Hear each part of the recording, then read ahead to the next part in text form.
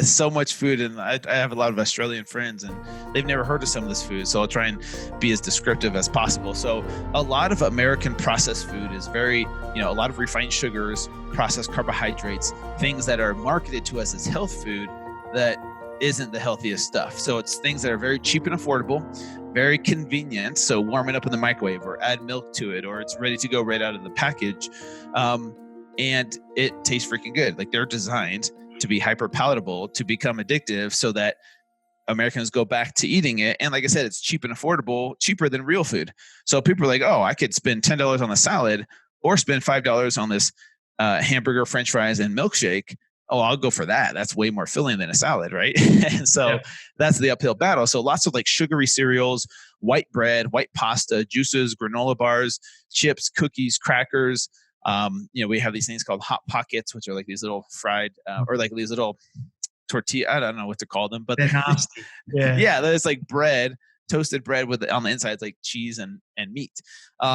There's all kinds of like mac and cheese. There's Top Ramen, canned like SpaghettiOs, which are these like little pasta stuff in like this pasta sauce in can. And it's just all these cheap processed foods that, I'll be honest with you, they taste good. Like soda is delicious, sugary cereal. Like every American kid in the 70s and 80s was marketed these sugary cereals, like we have very popular ones here: Cinnamon Toast Crunch, Captain Crunch, Lucky Charms, like those kinds of foods. You're making me hungry just thinking about all that stuff, man. Like, of course. what did you find was happening to your body as you were eating all these processed foods? And why shouldn't we always have all these processed foods? I feel like we hear a lot about it, but then we struggle to not eat it in the first place. So what did you notice like when you started eating this? Just give people a reality check. Yeah, man, it became really, and I wasn't really aware of it at the time until I switched over back to eating healthy again. But those foods were way more addictive than I thought they would be. Because I used to think, oh, there's no such thing as food addiction. People just, have no willpower. They just don't have any discipline. Like, and then for me, when I ate that for 6 months and then went to eating healthy food again, it was so crazy how strongly my body fought back against me to craving those foods, even though I was a personal trainer, a health professional, a proponent of being healthy. It sucked those first 2 weeks because my body was going through these withdrawal symptoms that were super strong. And that's where it clicked for me. That's where I remember my clients telling me how hard it was for them to stay consistent with these, with trying to eat healthy food, because I didn't realize that their bodies, it's almost like being addicted to a drug, right? And you try to get someone off drugs, you take away the drug, there's a rough transition period. It's not like all of a sudden they feel great the next day. Their body wants the high that it's got from those drugs or food for so long. And now they're just trying to willpower their way through it. It's freaking hard.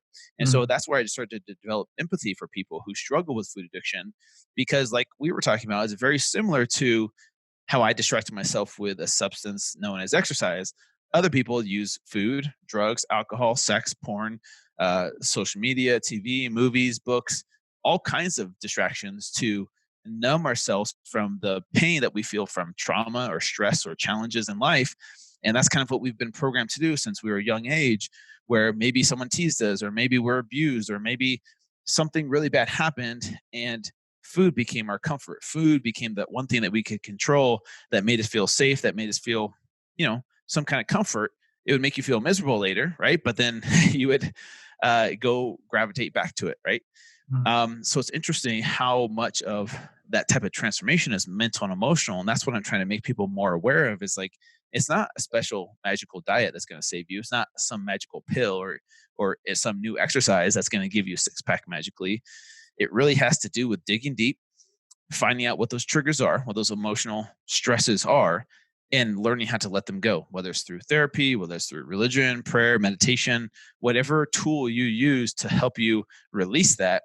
Then you can be more at peace with finding a healthy way of eating that fits you, finding a healthy way to exercise that isn't a punishment or isn't a chore, but it's something that you do because you're finally worth fighting for. You're finally worth living a healthy lifestyle. But a lot of people struggle with, self-esteem, self-worth, because of these past things we've been through, and we think that some diet or some skinnier body is going to save us.